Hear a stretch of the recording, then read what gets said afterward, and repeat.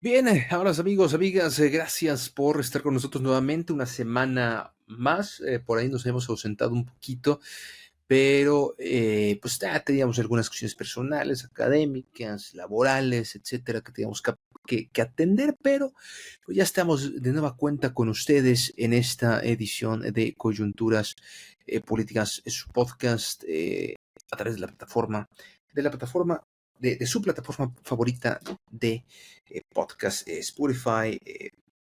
Estamos también en YouTube también, ya en YouTube Music. También nos pueden ustedes, por supuesto, escuchar en Apple Podcast. Creo también en Amazon, los podcasts de Amazon también nos pueden escuchar semana a semana, trayéndole lo más importante eh, de la política nacional e internacional también, ¿por qué no? Hay que decirlo. Y es justamente este tema. Pero antes de pasar, insisto, a los temas de hoy, hablaremos de tres temas puntuales. La ultraderecha en Francia, el tema que tenemos pendiente, que era el análisis, un poquito comentar lo que fue el debate presidencial de Estados Unidos, tremendamente decepcionante y demencial el debate presidencial. Y por último también la cuestión en México que ha estado muy fuerte, el tema de la reforma al Poder Judicial. Saludo con mucho gusto a Ricardo Armando Corona. ¿Cómo estás, Ricardo? Nuevamente acá contigo en este episodio nuevo. Sí, hola Juan Carlos, aquí nos encontramos para una emisión de coyunturas políticas. Digamos, arrancamos formalmente el segundo semestre del 2024. Ya pasó la resaca, la cruda, lo que tú quieras y mandes sobre las elecciones en México. Y ahora arrancamos este proceso, digamos, del segundo semestre con las elecciones de Estados Unidos. Y nada más y nada menos que traemos este debate organizado por CNN, que básicamente dejó muy en claro quién es quién y cómo se perfilan las cosas que hasta antes del debate parecían muy reñidas, y creo que a partir de ahora no lo van a hacer a menos que vengan cambios dramáticos, que los pueda haber, incluso por el proceso judicial que está enfrentando uno de los candidatos. Pero más allá de eso, pues este tortuoso camino que anticipo será la elección estadounidense rumbo a la Casa Blanca. Exactamente, Ricardo. Bueno, empezamos justamente con este tema, con el tema de Joe Biden, Donald Trump.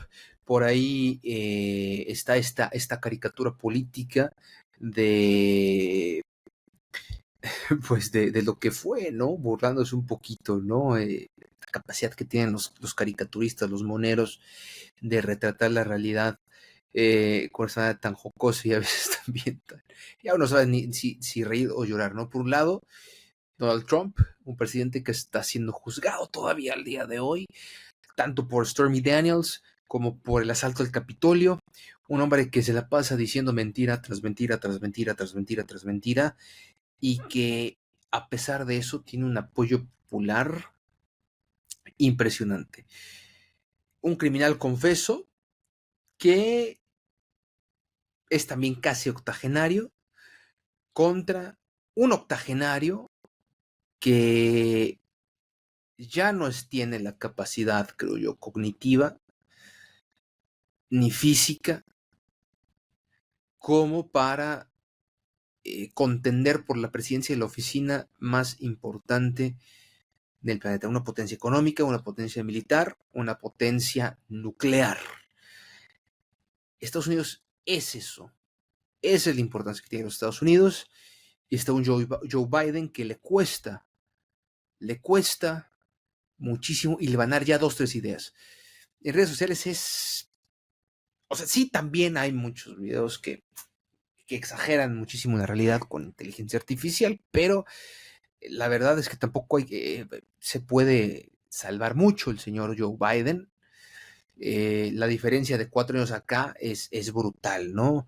La capacidad que tenía de debate contra la capacidad actual de debatir. Más allá de las propuestas, más allá de la cuestión de la inmigración, más allá de que le preguntaron a Joe Biden puntualmente en una parte que opinaba del aborto y empezó a hablar de la migración, nada que ver, más allá de que también exagera bastante la realidad Donald Trump diciendo que es ininteligible ya lo que dice Biden. sí se ve ya muy acabado el presidente y ya no está en condiciones para gobernar un periodo más. Y en ese sentido, el día siguiente fue contundente el editorial de New York Times con, bueno, al pedirle, ¿no? Al pedirle, eso sí, con mucho respeto también, eh, que se retirara, ¿no? Que se retirara de la contienda. Insisto, Ricardo, bueno, creíamos que nosotros estábamos mal con Xochitl Gálvez. Creo que en Estados Unidos, pues no la tienen tampoco tan fácil, Ricardo. ¿Tú qué piensas? ¿Qué opinas? ¿Qué viste tú de este espectáculo, creo yo, demencial eh, entre estos dos candidatos que representan, creo que muy bien lo que es una sociedad en franca decadencia? Sí, nos habla de que al menos las cúpulas políticas de Estados Unidos se encuentran en una grave crisis porque por un lado tenemos a los republicanos que genuinamente la mayoría de ellos piensa que un personaje como Donald Trump es el indicado para abanderarlos en las próximas elecciones, con todo y lo que esto conlleva. Y en el caso de Joe Biden, pues ya lo he mencionado, ya problemas de salud palpables, no tan exagerados como bien menciona se ha tratado de imponer en las redes sociales o en plataformas digitales en lo general, pero sí un presidente y un candidato eventualmente del Partido Demócrata que sí se ve muy mermado de facultades. Tú mencionabas ese lapsus que tuvo de donde hablaba de un tema y terminó hablando de otro.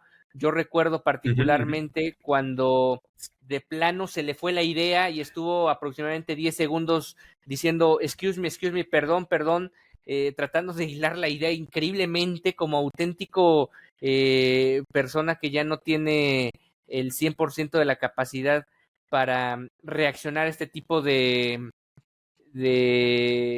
ejercicios que deben ser ágil, bueno, debes tener una mente ágil, una mente donde puedas activamente estar reaccionando a lo que te mencionan, a lo que te preguntan y a lo que quieres proponer. En ese sentido, creo que Donald Trump lo hizo magníficamente dentro de lo que es su personaje, o sea, dijo la cantidad de mentiras que suele decir, las dijo con una contundencia como la suele mencionar, más allá de que sabemos que la gran mayoría de ellas están al menos dentro del terreno de lo engañoso, si no es que de lo totalmente falso.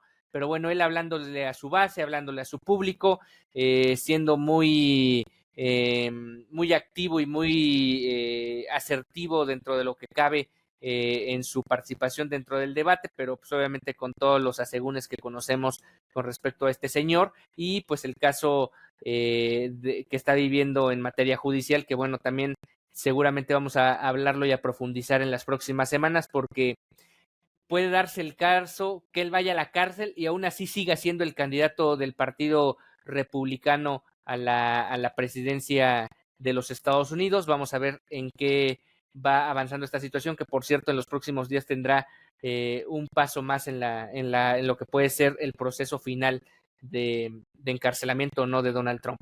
Y bueno, con el caso de Biden, sí mencionar que pues llegaron a mencionarse tanto en la noche posterior al debate como el día siguiente la hipotética posibilidad de sustituirlo, lo cual, por un lado, por las encuestas, midiendo a posibles relevos de Biden y a posibles personas que puedan tomar el lugar del actual presidente, pues para empezar, lo que tú mencionabas, no hay muchos nombres a quien recurrir y por otro lado, no hay un nombre dentro de las encuestas que medianamente pueda, digamos, tener mejor resultado o podría tener mejor resultado que el propio Joe Biden. Por ahí leí en la tarde que habría alguna encuesta que pondría a Michelle Obama mejor posicionada que Biden, pero al final de cuentas también aquí hablamos de que a lo mejor ya es demasiado tarde para esta sustitución. Tal vez lo más adecuado, si es que se llegara a dar, que no creo que vaya a ocurrir dicha sustitución, pues sería poner a la actual vicepresidenta Kamala Harris, quien de alguna u otra forma pues seguiría el mismo proyecto que de alguna manera tendría el Partido Demócrata tratando de conseguir la reelección. Fíjate, ahorita te voy a dar justamente tres nombres que se ha barajeado bastante, que podrían sustituir a Joe Biden en caso de que así el Partido Demócrata lo hubiese necesario. Es nombre que se filtran a F.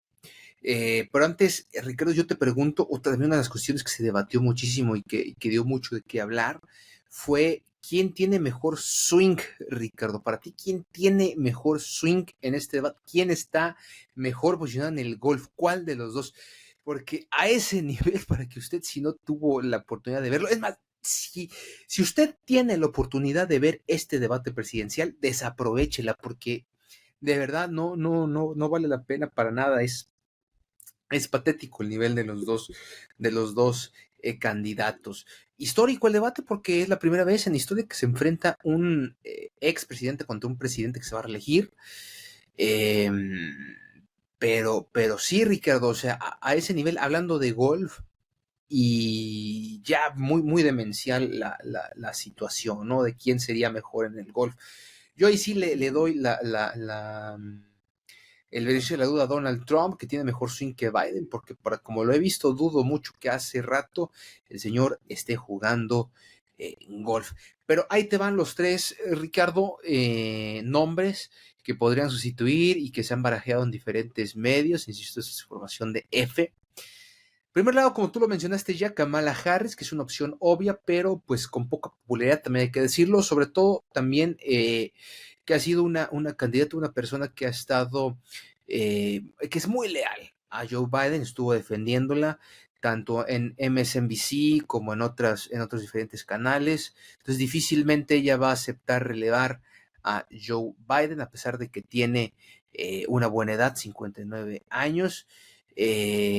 Por lo que no generaría pues esta inquietud que tiene el electorado de Biden, que tiene 81 años nada más, imagínense, 4 años más, 85 años acabaría si bien le va al señor Joe Biden. La siguiente opción, que también se menciona mucho, es el gobernador de California, Gavin Newsom, eh, de 56 años, es un hombre jovial, es un hombre entrado para adelante.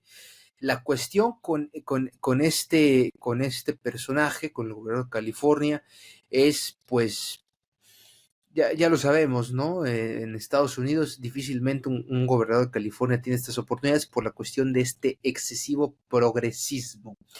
Es demasiado progresista, demasiado va con las minorías, eh, tendría muchos ataques excesivos por parte de los republicanos, sobre todo en su pasado como alcalde de la ciudad de San Francisco en California. Por lo tanto, el Partido Demócrata lo ve con buenos ojos, pero no lo ve siendo presidencial a el alcalde de California, digo, perdón, el gobernador de California. Y por último, una estrella en ascenso sería el caso de Gretchen Whitmer, la gobernadora de Michigan, quien justamente uno de los blancos favoritos de Donald Trump durante el COVID-19, ¿no? Por las medidas que adoptó en su estado. Es una hábil comunicadora y pues ha sabido aprovechar esta situación del COVID para potencializar su imagen. Y dicho sea de paso, fue objeto de un plan de secuestro y asesinato por algunos grupos de extrema derecha en Estados Unidos, cosa que los servicios de inteligencia lograron desarticular en su momento. Dentro de las causas que tiene la gobernadora de Michigan está el control de armas, el acceso al aborto, que es uno de los temas también ahorita que está muy en boga, que justamente fue Donald Trump quien a través de sustituir jueces en el Poder Judicial logró por ahí revertir este derecho y la protección de derechos de las comunidades LGBTI más.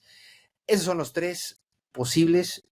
La gobernadora de Michigan, que a mí me parece maravillosa, el gobernador de California, que no me parece mala idea, pero pues digo, en este tono de que ya tenemos presidenta en México, ¿por qué no una presidenta ya en los Estados Unidos? Pero tal parece que prefieren a un hombre de 81 años con demencia senil a que una mujer llegue a estos puestos de poder, Ricardo.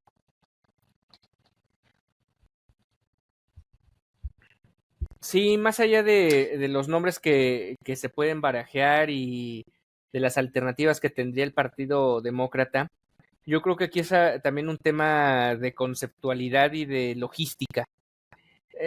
Vivimos aquí en México en finales de 2023 la no candidatura de Samuel García y eventualmente la candidatura de Jorge Álvarez Maínez. Y recordarás que tú y yo pues pusimos en entredicho que Movimiento Ciudadano siquiera pudiera mantener el registro por parte de lo escabroso y lo atropellado que había sido el proceso para el Partido Naranja. A MC le salió muy bien la jugada porque al final de cuentas, en términos vanguardistas, que lo hemos mencionado una y otra vez, fueron capaces desde el punto de vista de marketing digital y de marketing político de posicionar muy bien a Álvarez Maínez y convertirlo en una figura y una alternativa a lo que fue Claudia Sheinbaum y Xochitl Gálvez. A diferencia de lo que hizo Movimiento Ciudadano a finales de 2023, principios de 2024, creo que el Partido Demócrata se parece mucho a lo que está viviendo, por ejemplo, el frente opositor aquí en México, hablando particularmente del PAN y el PRI. O sea, viven en un conservadurismo actual donde difícilmente, primero, se van a atrever al cambio y segundo, si se atreven al cambio, pues lo más probable es que terminen poniendo precisamente a Kamala Harris con tal de no moverle tanto las fichas y no moverle tanto las piezas y no entrar a los problemas de raíz coyunturales que tú acabas de poner sobre la mesa, como es el tema del aborto y el tema de cómo conseguir armas, que de alguna u otra manera es muy sencillo hasta cierto punto en buena parte de los Estados Unidos y que ha generado mucha controversia, además del tema de las drogas, ¿no? Y en ese sentido, yo creo que ahí es donde el Partido Demócrata se encuentra en una encrucijada totalmente en la que no va a ser ni para nada sencillo seguir con Biden como candidato, poner a alguien más como candidato y además cambiar la estructura política o la propuesta política que le estás ofreciendo a la gente, que creo que es ahí donde está el tema medular de la situación. ¿Por qué no cambian a Joe Biden? Porque al final de cuentas el Partido Demócrata no se ha renovado y no se ha renovado desde sus raíces y por eso una persona con problemas de salud es su mejor carta hoy en día para gobernar o para intentar gobernar este país y ganarle a Donald Trump las elecciones de noviembre. Pues lo único, Ricardo, que agregaría, bueno, más es que, pues, más bien a lo que podría poner ahí en tela de juicio es esta última parte que dices, que es la de ganarle a Donald Trump, cuestión que creo yo al día de hoy no va a suceder. Creo que en noviembre veremos a los republicanos retomar la presidencia y un proyecto de otros 4 años de Donald Trump que será dificilísimo, dificilísimo para el mundo entero. Y para Europa, pues ni decir, le va a abrir las puertas a Vladimir Putin para que haga lo que quiera con Ucrania, ni modo, así va a estar. Así va a ser las cosas. Eso es lo que se avecina para los Estados Unidos y para México, pues bueno, que Dios nos sea reconfesados. Yo creo yo que la doctora Claudia Sheinbaum va a poder hacer un buen papel, sea quien sea de estos dos señores. En fin, Ricardo, pues así las cosas, ya estaremos hablando más al respecto. Pues, ¿qué te parece si nos vamos ahora con el tema de Francia, de Europa? Porque pues, la verdad es que la extrema derecha pues, está a las puertas del poder. Tras la primera vuelta de las legislativas anticipadas, una consecuencia de la disolución sorpresiva de la Asamblea Nacional de Emmanuel Macron, la agrupación nacional de Marine Le Pen, que es la extrema derecha, y sus aliados obtuvieron nada más y nada menos, ojo, que el 33% de votos. Con esto, el partido de Le Pen está en condiciones de obtener mayoría absoluta en la Asamblea Nacional y gobernar con Emmanuel Macron en la presidencia. Se confirma con esto pues una ruptura francesa entre los que tienen y los que no. Así las cuestiones, y esta situación se agrava porque la izquierda unida, porque las grupos de izquierda ya se han unido en Francia, y Macron ha dicho una cosa que pues, me parece sacar de quicio, ¿no? Que rechaza gobernar con la izquierda radical de Jean-Luc Mélenchon, la agrupación nacional, que es la izquierda radical de Mélenchon, no más bien no van a gobernar con la Francia insumisa, que es esta agrupación que encabeza Jean-Luc Mélenchon. Dicho de paso, Jean-Luc Mélenchon, un gran personaje de la izquierda en, en Francia, ¿no? Se agrava esta situación. Y por un lado también pues, ese 33% hablaría de una coalición, de un gobierno en coalición. Tendrían que pactar con los grupos de Emmanuel Macron. La cuestión es que muchos grupos de Emmanuel Macron han retirado el apoyo a los macronistas porque la opción hoy está con la Francia insumisa, con la izquierda, que la izquierda se ha unido en Francia. Es muy complejo, es muy complejo y vamos a seguir hablando de esta situación porque pues la gente se está moviendo en las calles y de hecho Jordan Bordella, que es de la extrema derecha, ha denunciado incluso una alianza antinatural entre Mélenchon y Emmanuel Macron, cosa que Macron pues ya ha dicho que no es así. Entonces, veremos qué va a suceder en estas elecciones anticipadas. Por lo pronto, retoma una fuerza en Francia este ultranacionalismo fuerte, poderoso. E insisto, habrá que ver cómo avanza y cómo se consolida o no en Francia. Por lo pronto, Bordella, tanto como Le Pen, están extasiados, ¿no? Y otras fuerzas de ultraderecha, como lo es Meloni en Italia, como lo es Orbán en Turquía, como lo es Hungría también, lo ven con muy buenos ojos. Este ultranacionalismo, Milei ni se diga, ¿no? Acá en Latinoamérica.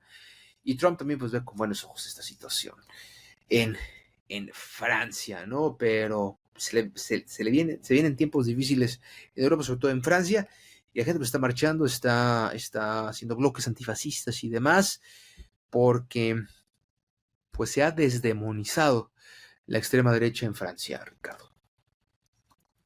Sí, yo aquí te agregaría que, digamos, para el final del 2024, o sea, para el final del año, yo creo que vamos a tener un mapa político a nivel mundial que nos puede reflejar ya con las elecciones de Estados Unidos consumadas, con otras elecciones que se puedan dar en otras regiones del mundo, particularmente en Europa. Hablábamos en el episodio pasado, por cierto, de cómo el Parlamento Europeo también tuvo un avance significativo para la extrema derecha. De alguna u otra manera, a final del 2024 vamos a tener ya el mapa más claro de lo que acabas de mencionar hace minutos, de cómo va a proceder para el 25 la guerra en Ucrania, de qué va a proceder también de alguna manera en Gaza con el conflicto entre Israel y Palestina, incluso lo que puede ocurrir con otros países de Medio Oriente. ¿Qué papel, eso también lo podemos ir analizando más a detalle, qué papel va a jugar en este caso China dentro de todo este concepto del avance de la extrema derecha en el mundo y ver cómo China qué papel va a tomar ya de manera sistemática a partir de este avance de la derecha en el mundo. Obviamente lo que ocurra con las elecciones en Estados Unidos, si gana Donald Trump, si sigue Biden como presidente, etcétera. O sea, hay mucho que desmenuzar en este segundo semestre del año y pues de momento hoy lo podemos dejar con el aspecto particular de lo que mencionas de Francia y ver cómo se va desarrollando en otras partes del mundo esta situación. Pues sí, ya lo veremos, ya lo estaremos analizando poco a poco, Ricardo. Y bueno, ahora toca tratar un tema que me parece que también es importante, y es la cuestión de la reforma al Poder Judicial que está también pues en la tendencia, ¿no? A nivel de información, todo el mundo está hablando de esto, hay mucha tensión, el Poder Judicial ya pues se ha juntado todo, ¿no? Para evitar esta reforma que implicaría, ya lo dijo Monreal, 3.500 millones de pesos costaría esta elección al INE. Una elección que, no sé tú, Ricardo, por lo menos yo sí creo que no debe ser. No se debe de... Sí debe haber una reforma profunda al Poder Judicial, pero hacerlo a criterio o a un concurso de popularidad, creo yo que no funciona.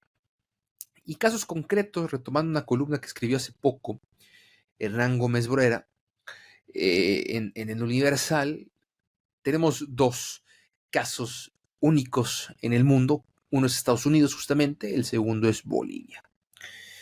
Bolivia es el que lo tiene más, el que tiene desde el 2009, ¿no? Este poder judicial, el que los jueces y magistrados, etcétera, se eligen por voto popular.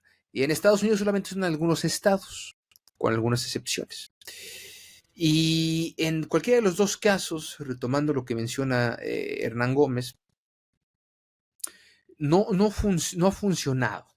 En el caso de los Estados Unidos, cuando hay periodo de elecciones de los jueces, pues muchas veces fallan a favor de los grandes donantes, aceleran muchísimo los procesos, tratan de verse como jueces benevolentes, sea lo que sea que signifique eso.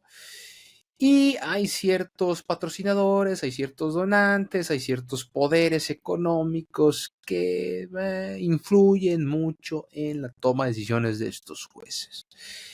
El Colegio de Abogados de los Estados Unidos se ha opuesto rotundamente en estos estados en donde se elige popularmente a estos personajes. Porque muchas veces, bueno, y hay otros estados, concretamente en la Unión Americana, que pues que necesitan de un partido político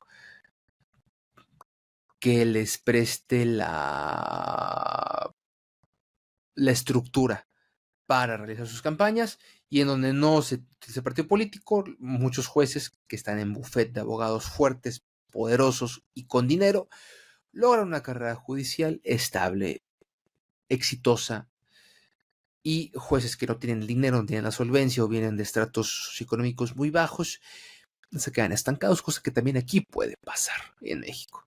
Y en el caso de Bolivia, en Latinoamérica, pues tenemos el ejemplo que desde 2009 pues no ha funcionado.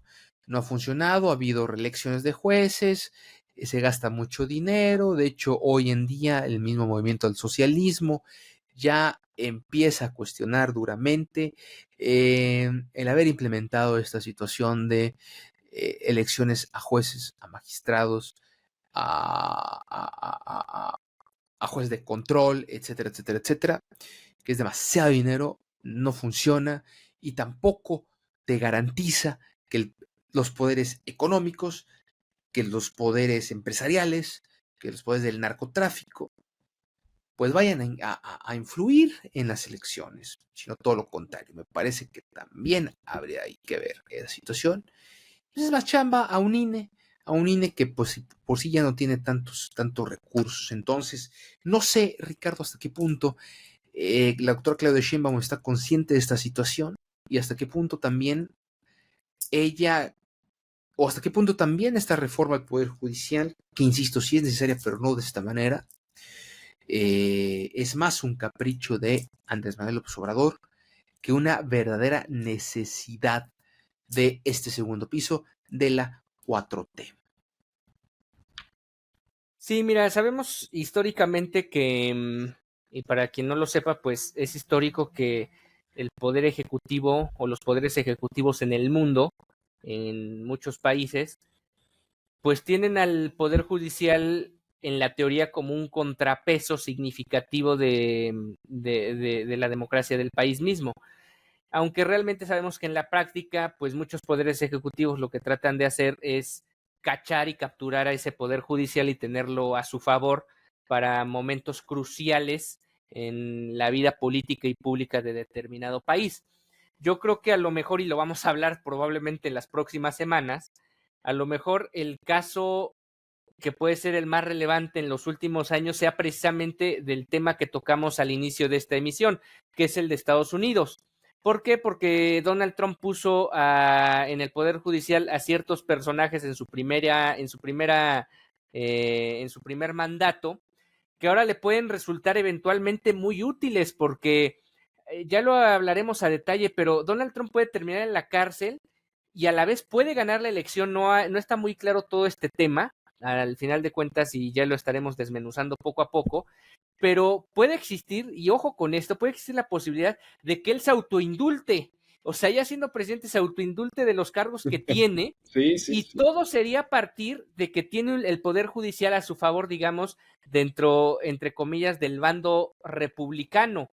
Entonces, en ese sentido, pues es un poder judicial que siempre va a estar a la casa del poder ejecutivo, sobre todo en gobiernos donde el poder ejecutivo tenga un papel primordialmente o con mucho peso, como es el caso de Estados Unidos y como también es el caso del gobierno mexicano.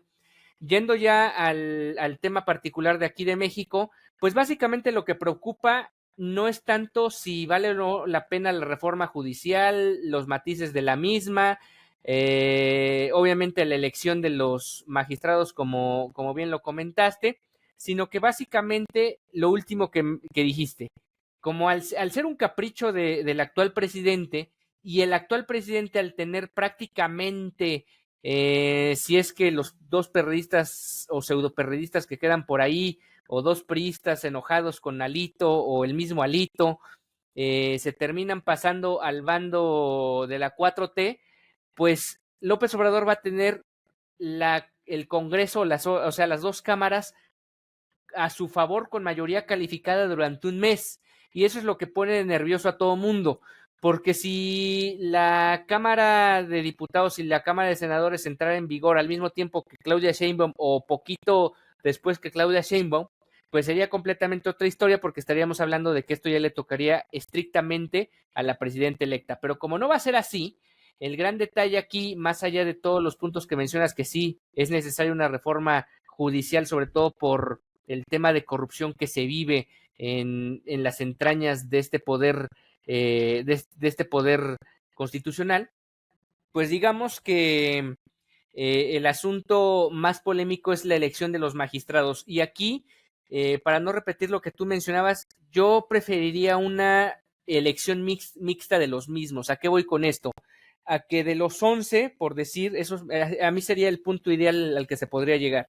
De los 11, un porcentaje sea electo tal cual ocurre ahora, o sea que el presidente manda o la presidenta en este caso mandaría una terna al Congreso, y la terna elige a la persona en un porcentaje de estos magistrados.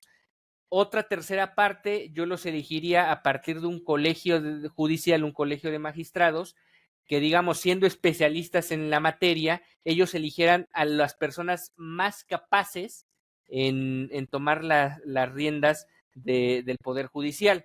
Y una tercera parte, pero a lo mejor en mucho menor porcentaje, sí lo sometería a votación, pero que solo fueran tal vez a lo máximo 3 magistrados, y estos 3 magistrados con ciertos candados de que no pueda ser cualquier persona. ¿A qué me refiero? A que no ocurra como en las plurinominales, donde pones a Paquita la del barrio, a Cuauhtémoc Blanco, a Sergio Mayer, y entonces tengamos como magistrado un actor o un exfutbolista en una de las salas más importantes de la vida pública y política de este país.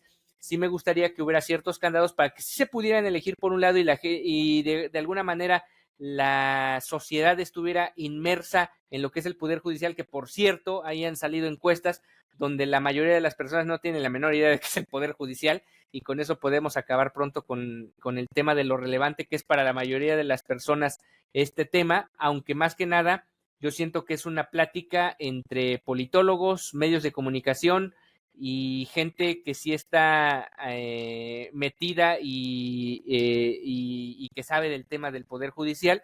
De ahí en fuera, la gran mayoría de la población le va y le viene lo que ocurre, porque realmente no saben las verdaderas consecuencias que puede acarrear, en este caso, por ejemplo, la elección de los magistrados. Sin duda alguna, Ricardo, será un tema que, insistimos, habrá que desmenuzarlo, habrá que irlo tratando poco a poco, analizarlo ampliamente y estudiarlo como tal, porque es toda una materia, insisto, por lo pronto hay que echarle un vistazo al Consejo de la Judicatura Federal, que ya lanzó un micrositio con toda esta reforma, con todo lo que ha habido, comunicados de prensa, galería de imágenes, redes sociales, versiones estenográficas de participaciones, En transmisiones en pantalla, por directo, ejemplo, les ponemos etcétera. el foro, han hecho estos foros donde siento que es atole con el dedo, pero estos foros donde hay participación de, se supone, todos los entes políticos del país y que dialogan al respecto de esta reforma.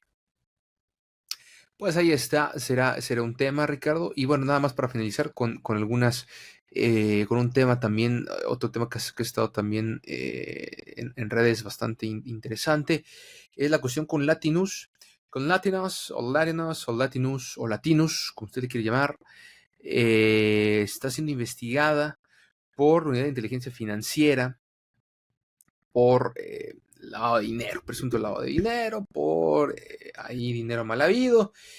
Y es que aquí sí me parece que hay que ser bastante sinceros y hay que ser bastantes pues, críticos, ¿no?, al respecto, ¿no? Latinus, sabemos que ha sido un medio antilopsobradorista, sabemos que sus periodistas estrellas, Broso y Loret, basan su contenido en el odio al presidente y a Morena, lo cual no está mal, es un periodismo combativo, hay que decirlo. Lo que no está bien es que siempre se han vendido como críticos imparciales y demás. Nada, claro que no, por favor. No son honestos. Tenemos de un lado el Latinus y tenemos del otro lado, que también son muy criticados, ¿no? Y denostados y demás. Por ejemplo, estos caricaturistas moneros de la jornada que tienen el Chamuco, ¿no? El Chamuco TV, que eso también fue un tema que estuvo bastante esta semana. El único medio nacional al que le han dado entrevista, ya te acordarás, Ricardo, todo el tema que hubo con la periodista Iva Genova de la ex de RT, que hoy trabaja en Canal Red, que es una cadena española, pero solamente en redes sociales. Fue la primera entrevista que concedió y que en plena veda electoral y demás. Bueno, ahora los únicos a los medios nacionales han sido a los chamucos, que son sus amigos, que son sus allegados. La diferencia entre los chamucos y Latinos es que los chamucos toda la vida han sido honestos, de que es un periodismo combativo, ¿no? Que ha sido por el observador y que ahora que está en el 4T la han defendido capa y espada. Pero pues siempre han sido honestos. Acá no, hay una deshonestidad en todo sentido. Y creo que la narrativa que ha tomado Loret y Broso ha sido de un presunto ataque contra la libertad de expresión, que yo la verdad pues, no se las creo ni tantito. ¿Y por qué no, Ricardo? Y si tú estás en desacuerdo, puedes estar completamente en desacuerdo. Pero yo aquí no estoy en desacuerdo porque una cosa es una investigación por lavado de dinero contra los dueños de Latinos que son perredistas y priistas, y otra cosa es directamente censurar, callar, etcétera, a Loret y Broso. Dicho sea de paso, se anunció el 13, el 4 de julio, anunciaron unas vacaciones, entre comillas, de Loret de 2 meses. Hágame usted el reverendo favor. Pero los 800,000 pesos al mes que se infunda Broso y Loret, esos los van a seguir recibiendo. ¿Hay ahí dinero mal habido? Muy seguramente sí, y eso lo sabemos desde que uno revisa la base de datos de dónde viene Latinus y está en Delaware, Estados Unidos. Delaware, que es un paraíso fiscal. Se ha lavado dinero Latinus, no es sorpresa para nadie, Ricardo. Entonces, una cosa me parece que Pablo Gómez esté investigando la empresa detrás de Latinos y otra cosa es que se intente callar. Nadie está intentando callar a Latinos. Al final, si este proyecto fracasa, que muy seguramente va a fracasar, va a ser precisamente por su falta de honestidad. La gente no es tonta, hombre. Un proyecto que nació como supuestamente un medio para la comunidad latina en Estados Unidos, que jamás han visitado los Estados Unidos ninguno de estos dos.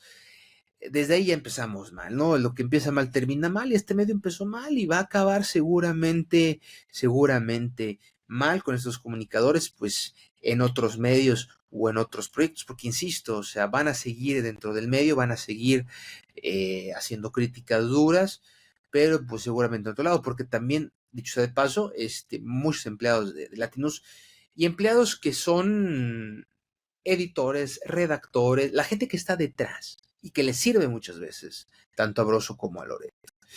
La están pasando mal, están recortando muchísimo dinero, definitivamente las elecciones les fue bastante mal, les fue las elecciones y les va a seguir yendo peor. Insisto, una cosa es la investigación, repito, que le está haciendo a la empresa Latinos como tal, y otra cosa es intentar meterse con estos dos comunicadores, que creo que eso está lejos de suceder, mi estimado Ricardo, no sé cómo lo veas tú. Sí, mira, particularmente con Carlos Loret de Mola, a diferencia de cualquier otro comunicador o periodista de este país, es a de los pocos, si no es que al único, en el que no meto las manos al fuego por él. O sea, si tú me denuncias a comunicadores como López Dóriga, como Azucena Uresti, como Ciro Gómez Leiva, pues todos podemos tener claros oscuros y tener historias ahí medio escabrosas, medio complicadas, pero al final de cuentas yo sí metería las manos al fuego por gente del gremio, ¿no? Pero en el caso de Carlos Loret de Mola, él ha demostrado a lo largo de su trayectoria que se ha valido de la trampa, de la manipulación y de la infamia para distorsionar la verdad dentro de las plataformas en las que ha formado parte. Ahí está el caso más relevante y más popular de todos, que es el de Florian Cassés. Y más allá del Claro, montaje que y fue esa situación, pues creo que no hay forma de defenderlo en lo más mínimo, y en ese sentido yo no meto las manos al fuego por él, más allá de que sí es cierto que López Obrador ha aprovechado su mañanera para golpear directamente a ciertos personajes de la vida pública de este país, que no me parece correcto y lo hemos mencionado una y otra vez en este espacio, pero que por otro lado, específicamente con él, sí hay argumentos como para mencionar las malas prácticas que ha llevado a cabo, por decirlo menos, a lo largo de su carrera dentro de la televisión y las plataformas digitales. sí, sin duda alguna, que no se nos olvide que gracias en parte a el espacio que tuvo muchos años en Primero Noticias, Carlos Loret, sigue hoy en día en la cárcel el señor Vallarta. El señor Vallarta, sin sentencia, y gracias a la complicidad de este personaje, Carlos Loret, que para mí yo no lo puedo considerar ni mucho menos como un periodista, ni mucho menos como un comunicador serio, ni mucho menos alguien con un mínimo, mínimo gramo de ética. Pero bueno, ahí lo dejamos, este tema, a ver en qué termina el tema de Latinos. Insisto, lo que empieza mal termina mal. Y este medio empezó con muchas mentiras y como un castillo de póker, Ricardo. Así lo veo yo, que tarde que temprano terminará desbaratándose. Bueno, Ricardo, ¿algo más que quieres agregar antes de retirarnos, antes de finalizar con este episodio, en lo que pues ya hablamos en general de lo que ha sido el acontecer político nacional y sobre todo también el internacional, que está bastante calientito? Pues nada más cerrar mencionando que en las próximas emisiones estaremos hablando sobre el gabinete que ha ido presentando por partes la doctora Claudia Sheinbaum rumbo a lo que va a ser su gestión como presidenta de México. Han sido en lo general los 12 nombres que ha dado a conocer hasta el momento. En lo general han sido bien recibidos tanto obviamente por la Cuarta Transformación o los simpatizantes de Morena, como también de alguna u otra manera no ha habido tanta resiliencia más allá de las locuras de Marco Cortés y sus amigos. No ha habido tanta resiliencia y mucha resistencia en los nombres, los ven de alguna u otra manera con buenos ojos hasta la misma oposición. Y creo que al final de cuentas estamos ya por que revele la tercera parte, y creo que es la parte medular donde entre ellos viene la Secretaría de Gobernación, pero que ya nos va dando un poco y un ápice de lo que va a ser su gestión, una gestión moderada, una gestión equilibrada y que va a tratar de ser más razonada que emocional, porque sí, si algo se le puede criticar a López Obrador es que a veces lo emocional le termina ganando, o le terminó ganando, y a veces había ciertos lapsos, como es el caso, ya lo mencionábamos, de la reforma al Poder Judicial, donde pareciera que las vísceras las tiene que sacar a flote para mostrar músculo, y creo que es lo contrario a Claudia Sheinbaum, que creo que es una persona más cerebral y que ya lo empieza a demostrar dentro de esta conformación del gabinete. Pues veremos, Ricardo, sobre todo con la reforma judicial, qué tan calculadora resulta ser. Bueno, nos despedimos, Ricardo. Hasta la próxima aquí en Coyunturas Políticas Podcast. Todas las semanas, Ricardo Romano Corona y quienes habla Juan Carlos Flores Turbia. Te les decimos gracias y hasta la próxima.